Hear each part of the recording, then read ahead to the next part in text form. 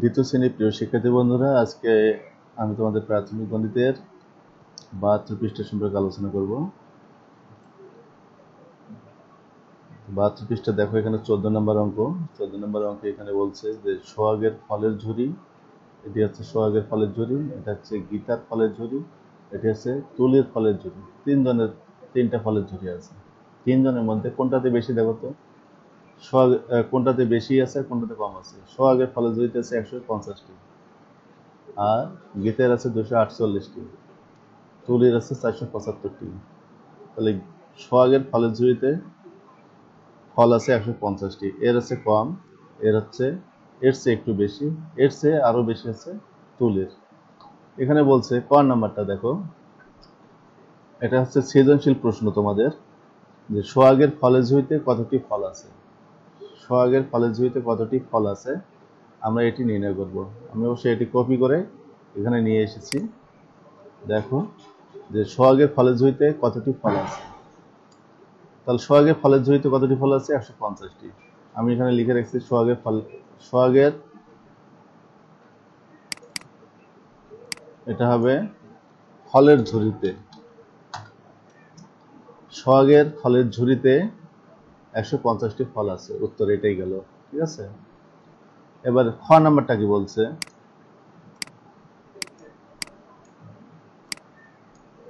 খ নাম্বারটা কি বলছে দেখো, গীতার ফলের চেয়ে তুলির কতটি ফল বেশি আছে।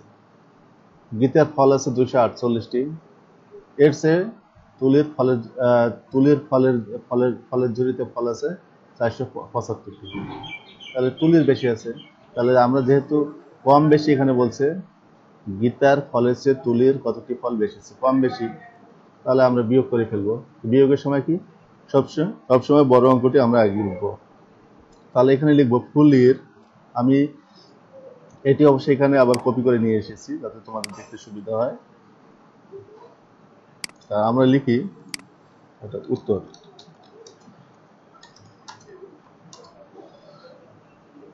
কি বলছে, গীতার ফলের চেয়ে তুলির কতটি ফল বেশি আছে। তুলির, আমরা এখানে লিখি তুলির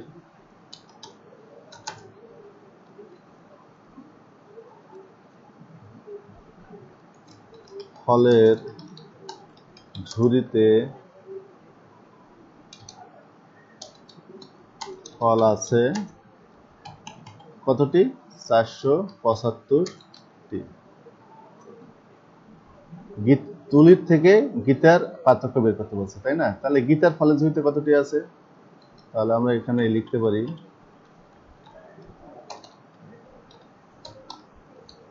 গীতার ফলের ঝুড়িতে ফল আছে, যেহেতু পার্থক্য আছে আমরা বিয়োগ করব। কতটি আছে? 248টি। 248টি। তা এটা আমরা কি করব? বিয়োগ করব। বিয়োগের জন্য আমরা কি করব? একটা লাইন টেনে নিই।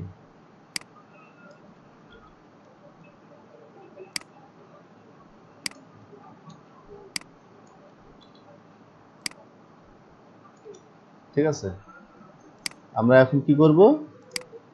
এর পার্থক্যটা আগে নির্ণয়, এটি কি করতে বলছে, গীতার ফলের চেয়ে তুলির কতটি ফল বেশি আছে। তাহলে তুলির ফল বেশি আছে, এখানে লিখে ফেলি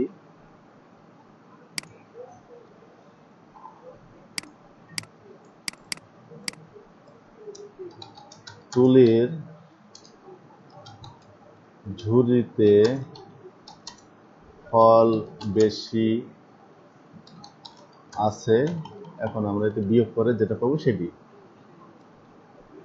কত, এখানে 5 আছে, 5 ছোট 8 বড়, তাহলে 8 থেকে আমরা 5 কে 15 ধরবো, 8 থেকে 15 গেল 8, 9, 10, 11, 12, 13, 14, 15, 7 হাতে কত থাকে? 1, 4 রেখে 5, 5 আছে 7 মিনিটে 2, 2 আছে 4 মিনিটে 2, তাহলে কত পেলাম? 227টি। কিভাবে করলাম? 8 থেকে আমরা 15 করলাম, 8 থেকে 15 করলে 8 7 15, 7 হাতে থেকে 1, 4 রেখে 5, 5 আছে 7 মিনিটে 2, 2 আছে 4 মিনিটে 2, 227টি ফল বেশি আছে। কত? তুলির ঝুড়িতে ফল বেশি আছে 227 টি। তাহলে উত্তর আমরা এভাবে লিখি, উত্তর 227টি ফল বেশি আছে। হয়ে গেল। এবার গ নাম্বার অঙ্কটা দেখো।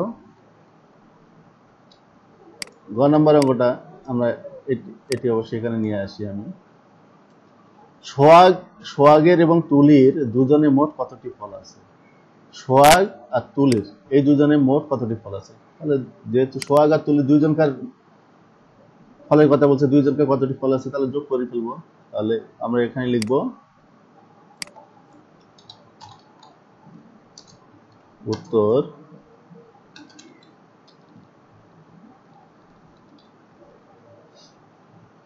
না লিখে আমরা সমাধান লিখি।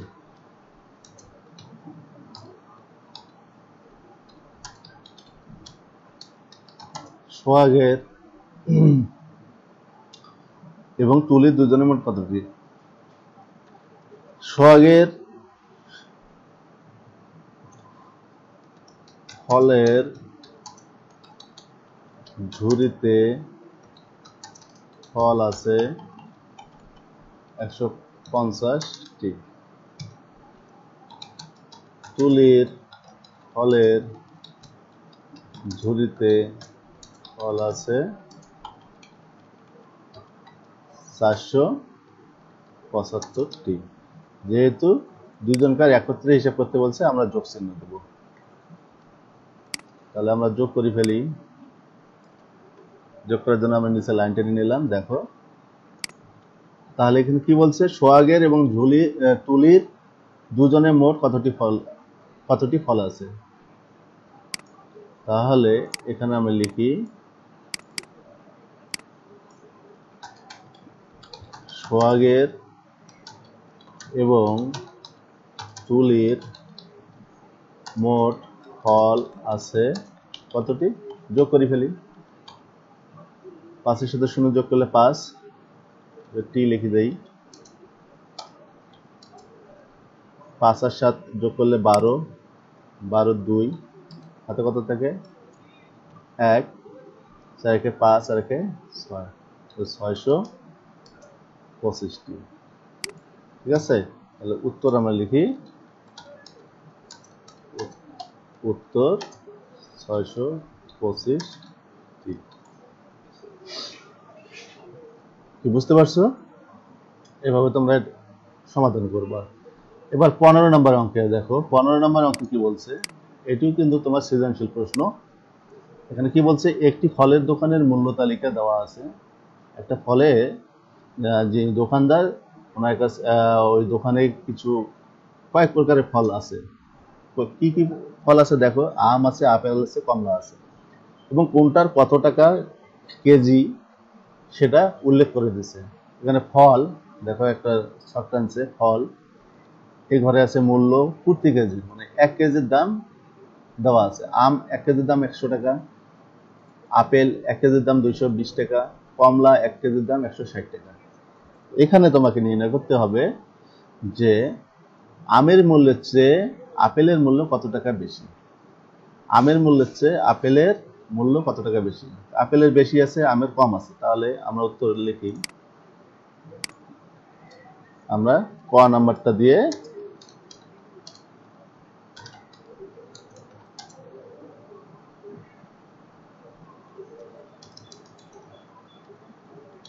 সমাধান লিখব। ঠিক আছে? যে আমের মূল্যের চেয়ে আপেলের মূল্য কত টাকা বেশি। তাহলে আমরা যেহেতু পার্থক্য বলছে, তাহলে এটা বিয়োগ হবে। তাহলে আপেলের মূল্য কত? 220 টাকা।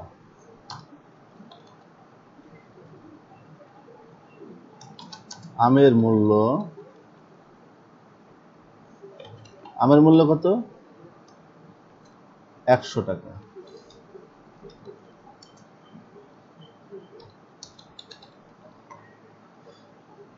কেন জানো? যে এখানে কম আর বেশি আছে। এখানে আমের মূল্যের চেয়ে আপেলের মূল্য কত টাকা বেশি, কম বেশি থাকলে আমরা সেটা বিয়োগ বিয়োগ অঙ্ক বুঝি, তাই না? তাহলে সেজন্য আমরা এটা বিয়োগ করব। দেখো আপেলের থেকে আমের মূল্যটা বাদ দিলে যেটা হবে সেটাই হলো তার বেশি। তাহলে যেহেতু বিয়োগ করব, আমরা বিয়োগ চিহ্ন দিয়ে একটা লাইন টেনে নিলাম। দেখো এখানে আমরা লিখবো যে আমের মূল্যের চেয়ে আপেলের মূল্য কত টাকা বেশি। এখানে আমরা এটি লিখতে পারি যে আপেলের মূল্য বেশি, আপেলের মূল্য বেশি কত, এখন বিয়োগ করলে যেটা পাবো সেটাই। দেখো শূন্য শূন্য বিয়োগ করলে শূন্য, শূন্য থেকে দুইটা যায় 2, 1 আছে 2 মিলাইতে 1, তাহলে আমরা পেলাম 120 টাকা। তাহলে উত্তর আমরা লিখব 120 টাকা বেশি। ঠিক আছে?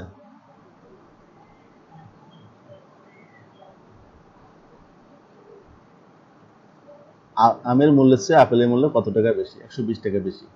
এখন খ নাম্বারটা বলছে, দেখো ফলগুলোর মোট মূল্য গাণিতিক বাক্যে প্রকাশ করো। ফলগুলোর মোট মূল্য গাণিতিক বাক্যে প্রকাশ করব। এটা হচ্ছে খ সমাধান, যে ফল আমরা এখানে লিখি সমাধান, ফলগুলোর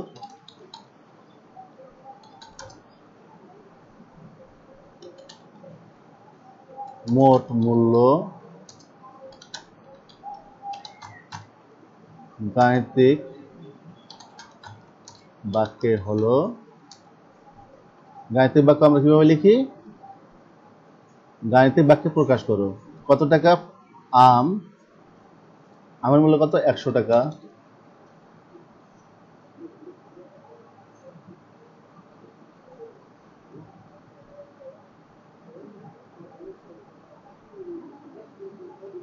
যোগ 220 টাকা যোগ 160 টাকা। এটি হচ্ছে গাণিতিক বাক্যে আমরা লিখলাম। ঠিক আছে? এত টাকা, এটি হলো সমাধান। এবারে আসি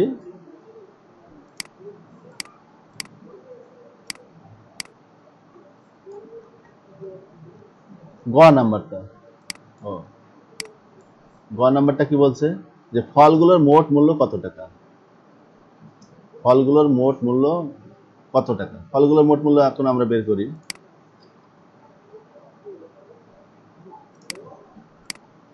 এটা হলো গ সমাধান। আমের মূল্য কত টাকা? আমের মূল্য 100 টাকা। আম আছে, তারপর কি আছে? আপেল আছে, আপেলের মূল্য কত? 220 টাকা, তাই না? আপেলের মূল্য 220 টাকা। কমলার মূল্য কত? 160 টাকা।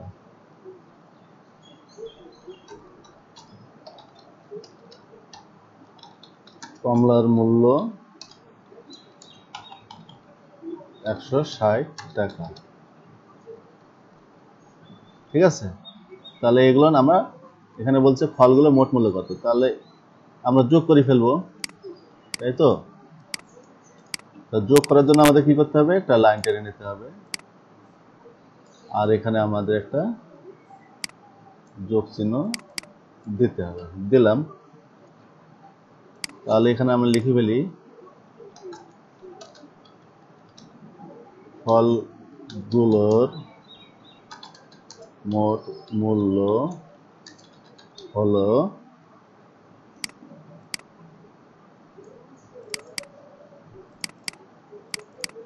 ফলগুলোর মোট মূল্য হলো কত, যোগ করি, তো 0 0 মিলে গেলে 0, 6 আর 2 8, মানে এই 6 এর সঙ্গে 2 যোগ করলে 8, 8 এর সাথে 0 যোগ করলে 8, আর 1 এর সঙ্গে 2 যোগ করলে 2 এর 3 আর 4, 480 টাকা। ওকে, এবারে তাহলে উত্তর হলো 480 টাকা।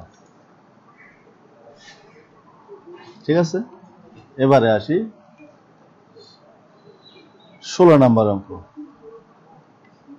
16 নম্বর অঙ্কে বলছে দেখো যে একজন চাষি নিজের জমি থেকে 326 বস্তা ধান পেয়েছেন এবং অন্যের জমি চাষ করে সে 125 বস্তা ধান পেয়েছেন। তিনি মোট কত বস্তা ধান পেয়েছেন তা গাণিতিক বাক্যে প্রকাশ করে নির্ণয় করুন। ঠিক আছে, তাহলে গাণিতিক বাক্যে প্রকাশ করে নির্ণয় করতে গেলে আমাদের লিখতে হবে, এটা হলো সমাধান। তাহলে নিজের জমি থেকে ধান পেয়েছে 326 বস্তা,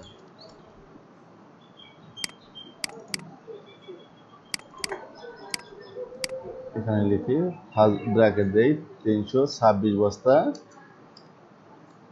তিনি মোট কত বস্তা ধান পেয়েছেন, 326 বস্তা যোগ 125 বস্তা।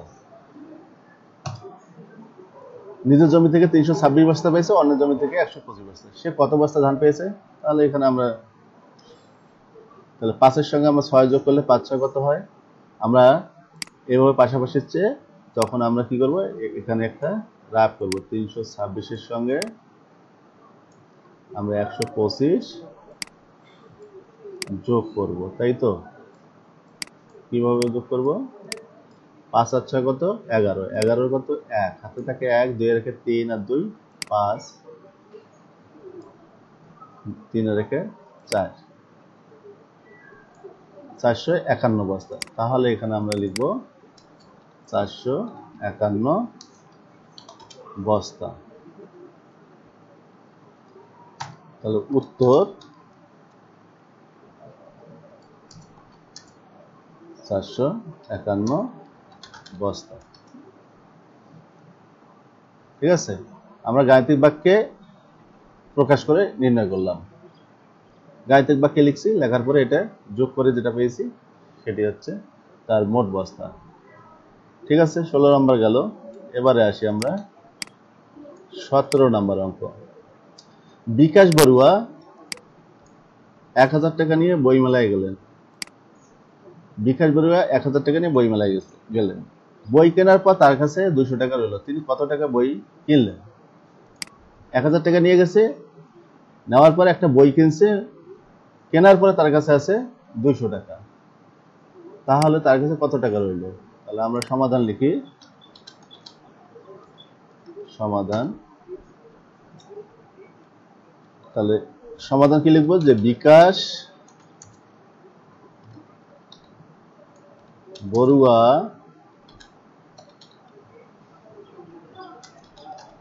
বই মেলায় নিয়ে গেলেন 1000 টাকা। বই কেনার পর তার কাছে বই কেনার পর তার কাছে রইল কত টাকা রইল? 200 টাকা। যেহেতু আছে, আমরা কিন্তু এই যে অঙ্ক লেখার সময় অবশ্যই এই স্থানীয় মানগুলো আমরা ঠিক করে লিখব। যে দেখো, একক, দশক, শতক, শতকের ঘরে এই যে 200 টাকা।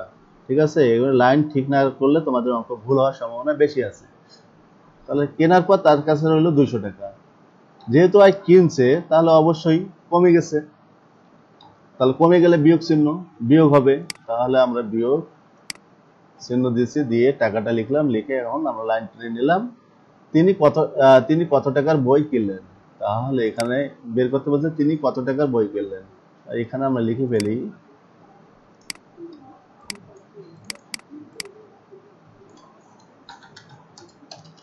তিনি বই কিনলেন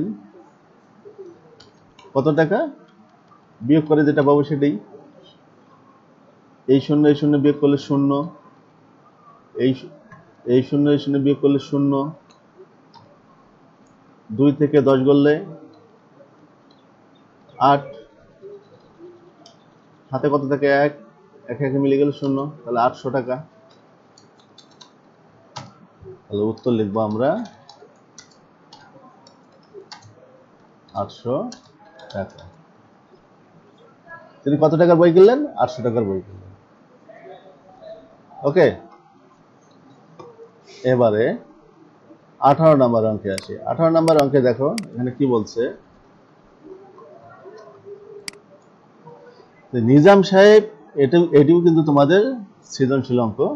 যখন নিজাম সাহেব 970 টাকা নিয়ে বাজারে গেলেন, তিনি 550 টাকার গরুর মাংস কিনছেন। এই টাকাটা বাজারে নিয়ে গেছে, সেখান থেকে সে 550 টাকা গরুর মাংস কিনলেন এবং 370 টাকা দিয়ে একটি মুরগি কিনলেন। তো সে কি কি করছে? গরুর মাংস কিনছে আর মুরগি কিনছে। এখন এখানে গরুর মাংসের দাম কত? 550 টাকা। উত্তর এখানে লিখে ফেলি, ক নাম্বারটা। উত্তর লিখি আমরা, গরুর মাংসের দাম কত টাকা? 550 টাকা। খ নাম্বারটা বলছে, এবার খ নাম্বার কি বলছে, সমস্যাটি কোন কোন প্রক্রিয়ায় সমাধান করা যায়। সমস্যাটি কোন কোন প্রক্রিয়ায় সমাধান করা যায়, তাহলে এটি যদি আমরা সমাধান করি তাহলে কোন কোন প্রক্রিয়া করতে পারি? আগে এই যে টাকাটা খরচ করে সেটা যোগ করব, আর যে টাকাটা সে নিয়ে গেছে তার থেকে আমরা বিয়োগ করব, তাই না? তাহলে আমরা যোগ ও বিয়োগ এই দুটি প্রক্রিয়ায় সমাধান করতে পারি। তাহলে আমরা সমস্যাটি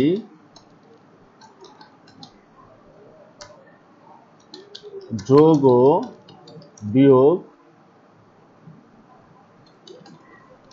প্রক্রিয়ায় সমাধান করা যায়। তাহলে উত্তর এখানে লিখবো, এই জায়গায় লিখে দেই যে উত্তর, সমস্যাটি যোগ ও বিয়োগ প্রক্রিয়া সমাধান করা যায়।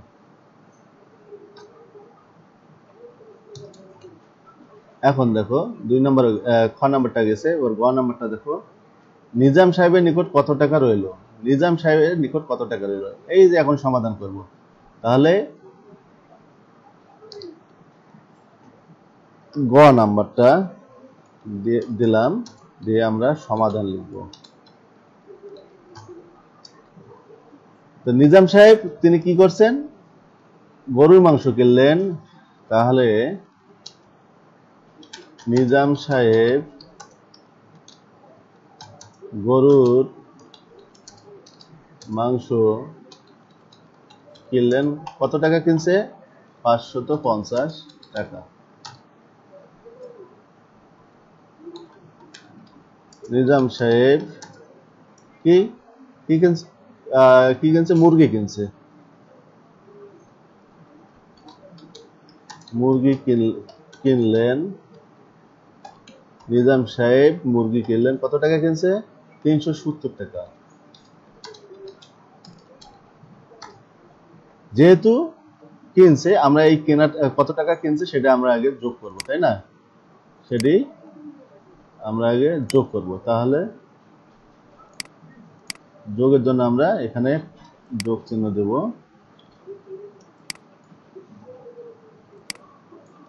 দিয়ে আমরা কি করতে, লাইন টেনে নেব। কত টাকা আগে যোগ কিনছে সেটা আমরা হিসাবটা বের করব। তাহলে তিনি মোট খরচ করলেন,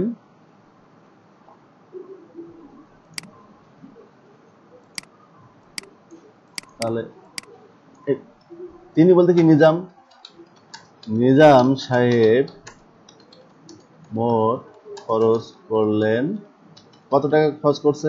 মোট খরচ করছে, দেখো শূন্যর সাথে শূন্য যোগ করলে শূন্য, 5 7 12 2,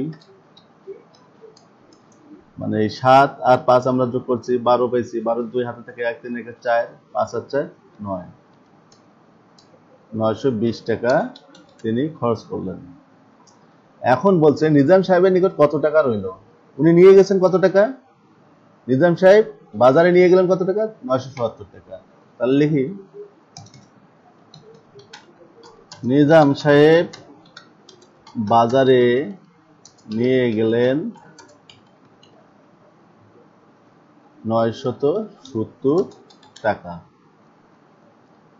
970 টাকা থেকে সে কিন্তু এই যে নিজাম সাহেব মোট খরচ করলেন কত, এটা বাদ দিলেই পেয়ে যাব। নিজাম সাহেব মোট খরচ করলেন, নিজাম সাহেব মোট খরচ করছে কত? 920 টাকা। তাহলে 970 থেকে 920 টাকা আমরা বিয়োগ করব। বিয়োগ চিহ্ন দিলাম।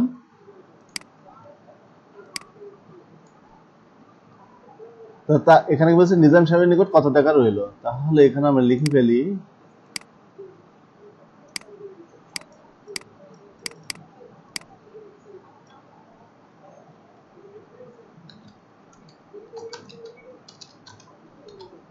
নিজাম সাহেবের নিকট রইল কত টাকা। তাহলে 0 0 বিয়োগ করলে 0, 2 আছে 7 মিলাইতে 5, এই 2 থেকে 7 করলে 5, 9 9 মিলে গেলে 0, তাহলে 50 টাকা। তাহলে উত্তর 50 টাকা রইল। এটা দিলেই হবে। ঠিক আছে। আর এখানে এই সুতরাং চিহ্নটা তোমাদেরকে দিতে হবে। সুতরাং নিজাম সাহেবের নিকট রইল এত টাকা। সুতরাং নিজাম সাহেব মোট খরচ করলেন 920 টাকা। ঠিক আছে। তাহলে আমরা 72 পৃষ্ঠার সবগুলো অঙ্কেরই সমাধান করলাম। তো বন্ধুরা, তোমরা বুঝতে পেরেছো?